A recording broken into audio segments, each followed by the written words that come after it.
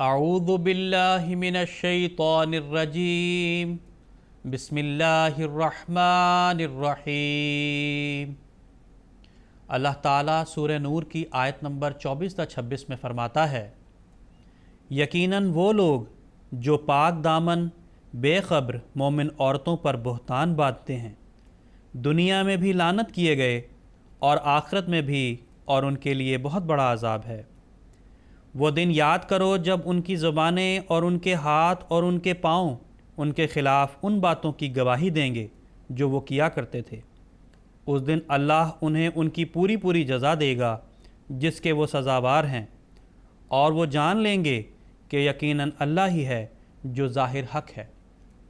اللہم صلی علی محمد وعلی آل محمد کما صلیت علی ابراہیم وعلی آل ابراہیم انک حمید مجید۔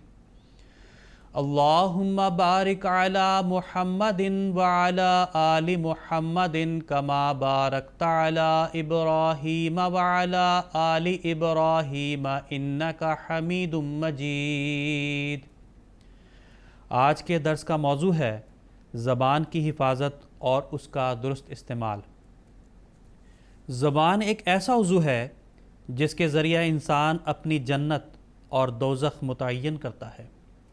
یہ وہ مفتاح ہے جس کے ذریعہ انسان نجات کا دروازہ اپنے اوپر کھول سکتا ہے۔ یہی وہ آلہ ہے جس کے ذریعہ اپنے دل کی حالت اور اس کے خیالات و جذبات کا اظہار کرتا ہے، اور زبان ہی ہے جس کی درست سم ذرا سی حرکت کئی بگڑے کام سنوار دیتی ہے، اور غلط رخ پر ذرا سی لغزش کئی سونے کاموں میں بگاڑ پیدا کر دیتی ہے۔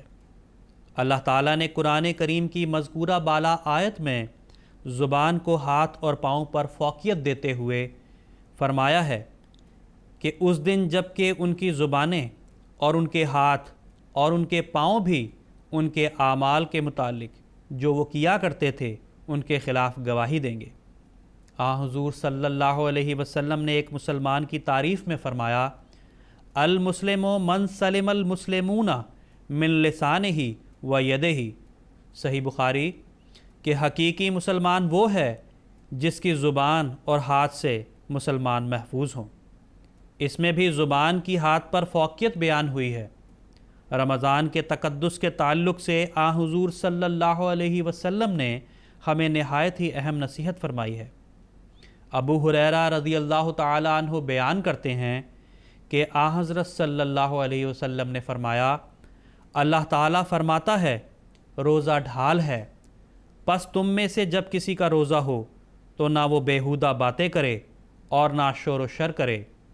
اگر اس سے کوئی گالی گلوچ ہو یا لڑے جھگڑے تو وہ جواب میں کہے کہ میں نے روزہ رکھا ہوا ہے۔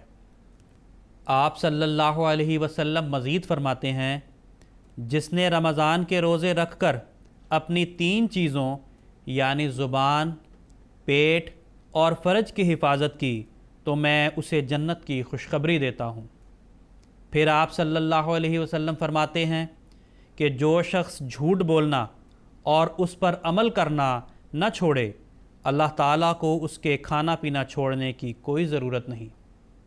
حضرت معاذ رضی اللہ تعالیٰ عنہ بیان کرتے ہیں کہ رسول اللہ صلی اللہ علیہ وسلم نے فرمایا کہ کیا میں تجھے دین کی جڑ نہ بتاؤں؟ میں نے عرض کیا کیوں نہیں یا رسول اللہ؟ آپ صلی اللہ علیہ وسلم نے اپنی زبان کو پکڑ کر فرمایا، اس پر قابو رکھو۔ میں نے عرض کیا کہ کیا ہم ان باتوں کی وجہ سے بھی پکڑے جائیں گے جو ہم زبان سے کہتے ہیں؟ فرمایا تیری ماں تجھے روئے، دوزخ کی آگ میں اوندھے منہ زبانوں کے پھل ہی گرائیں گے۔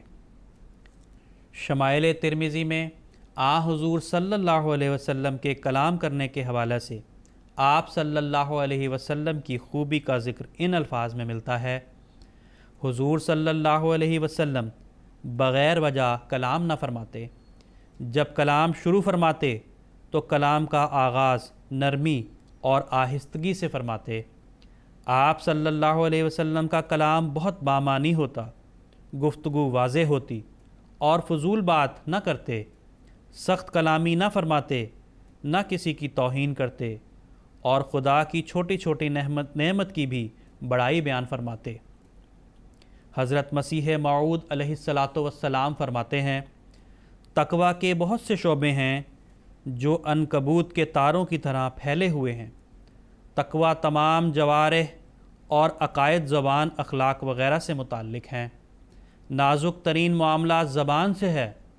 بسا اوقات تقویٰ کو دور کر کے ایک بات کہتا ہے اور دل میں خوش ہو جاتا ہے کہ میں نے یوں کہا اور ایسا کہا، حالانکہ وہ بری بات ہوتی ہے۔ زبان سے ہی انسان تقویٰ سے دور چلا جاتا ہے، زبان سے تکبر کر لیتا ہے اور زبان سے ہی فرعونی صفات آ جاتی ہیں، اور اسی زبان کی وجہ سے پوشیدہ اعمال کو ریاکاری سے بدل لیتا ہے، اور زبان کا زیاں بہت جلد پیدا ہوتا ہے۔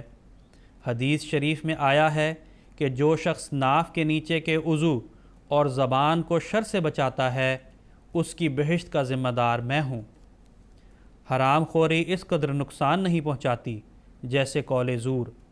میرا مطلب یہ ہے کہ ایک شخص جو اضطراراً سور کھائے تو یہ امر دیگر ہے، لیکن اگر وہ اپنی زبان سے خنزیر کا فتویٰ دے دے تو وہ اسلام سے دور نکل جاتا ہے۔ اللہ تعالیٰ کے حرام کو حلال ٹھہراتا ہے۔ غرض اس سے معلوم ہوا کہ زبان کا زیاں خطرناک ہے، اس لیے متقی اپنی زبان کو بہت ہی قابو میں رکھتا ہے۔ اس کے منہ سے کوئی ایسی بات نہیں نکلتی جو تقویٰ کے خلاف ہو۔ پس تم اپنی زبان پر حکومت کرو، نہ یہ کہ زبانیں تم پر حکومت کریں، اور اناپ شناپ بولتے رہو۔ ہر ایک بات کہنے سے پہلے سوچ لو کہ اس کا نتیجہ کیا ہوگا۔ اللہ تعالیٰ کی اجازت اس کے کہنے میں کہاں تک ہے؟ جب تک یہ نہ سوچ لو مت بولو۔ ایسے بولنے سے جو شرارت کا باعث اور فساد کا موجب ہو، نہ بولنا بہتر ہے۔ لیکن یہ بھی مومن کی شان سے بعید ہے کہ امر حق کے اظہار میں رکے۔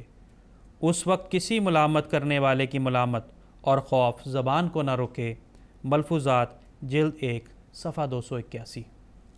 ہمارے پیارے امام حضرت خلیفۃ المسیح الخامس ایدہ اللہ تعالی بنصرہ العزیز فرماتے ہیں، ایک احمدی کی زبان ہمیشہ پاک اور صاف ہونی چاہیے۔ ہر احمدی خادم کو، طفل کو یاد رکھنا چاہیے کہ اس نے پاک زبان کا استعمال کرنا ہے۔ کبھی کسی سے اختلاف کی صورت میں، کسی اونچ نیچ کی صورت میں، کبھی غلط بات منہ پر نہیں لانی۔ کسی قسم کی گالی اور غلیظ بات اس کے منہ سے نہیں نکلنی چاہیے۔ خطبات مسرور جلد 5 حصہ 2 صفحہ 110۔ آخر میں اللہ تعالیٰ سے دعا ہے کہ وہ ہمیں قرآنی احکام کے مطابق، رسول کریم صلی اللہ علیہ وسلم کے ارشادات کے مطابق، حضرت مسیح موعود علیہ الصلاۃ والسلام اور خلفاء کرام کے ارشادات کے مطابق نرم اور پاک زبان استعمال کرنے کی توفیق عطا فرمائے۔ آمین۔ وآخر دعوانا الحمد للہ رب العالمین۔